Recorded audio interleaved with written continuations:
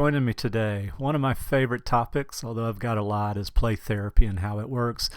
And sometimes I don't think people understand just the dynamics of what's going on in play. So for a lot of parents and teachers and so forth, it can just look like, oh, the kid's just playing, but there's a lot going on that helps people heal.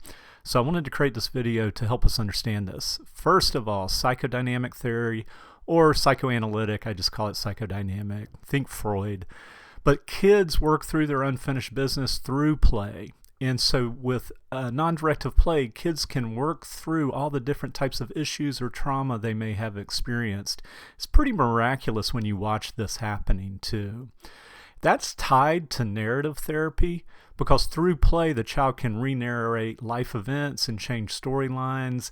If they were hurt in their real life when they're playing, they may, after a while, have a protector, a particular doll or something that is protecting them. So they get to start to re-narrate what's going on in their life. It is a trauma-informed therapy. There's safety and trust, collaboration and empowerment and choice throughout the play process. Jungian theory, Jungian believed that through play and creative arts, we were able to step outside the mind a bit, which then allowed our natural healing tendencies to take over, to effervesce and to heal.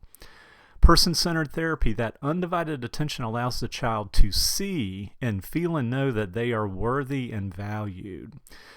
And that ties in also with existential therapy, that when we spend quality time with a pro-social adult, that carries into other relationships. We recognize what a good relationship is, so we can recognize it and we can start to learn, oh, what does a good relationship? What does that entail? Which then ties into social modeling theory, which is that we learn from our positive role models. Also, yeah, I guess you can also learn from negative role models, but we learn by watching others, even when we're not being taught or guided. Cognitive behavioral therapy, we're helping clients, helping children connect thoughts, emotions, and behaviors. So we may say, you're feeling frustrated, so you threw that toy. So we're helping them connect this, how all of these interrelate, the thoughts, emotions, and behaviors.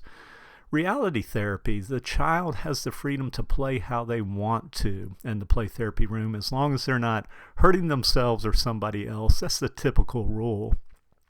And there's no judgment, it's only consequences. And what I mean by that is a child can topple a tower over, I'm thinking of almost like a Jenga tower or something, and there's no judgment about that. It's just the consequences. Oh, we got to pick it back up and put it back together at the end of the day. And then growth mindset and person-centered therapy, person-centered again here, is that the therapist is often using tracking, which is kind of tracking with a child is almost like person-centered reflections if we were working with an adult and having talk therapy. But this is used to increase growth mindset. So we're watching the child play, giving them undivided attention, and we're noticing and saying, hey, you've decided to play with this toy. You're creating something in the sand. You're not giving up even though you haven't figured out how to put these two pieces together. So we're doing that stuff to allow the child to see what they're actually doing and start to recognize, oh, I am making decisions. I am creating. I'm not giving up, which then enhances growth mindset.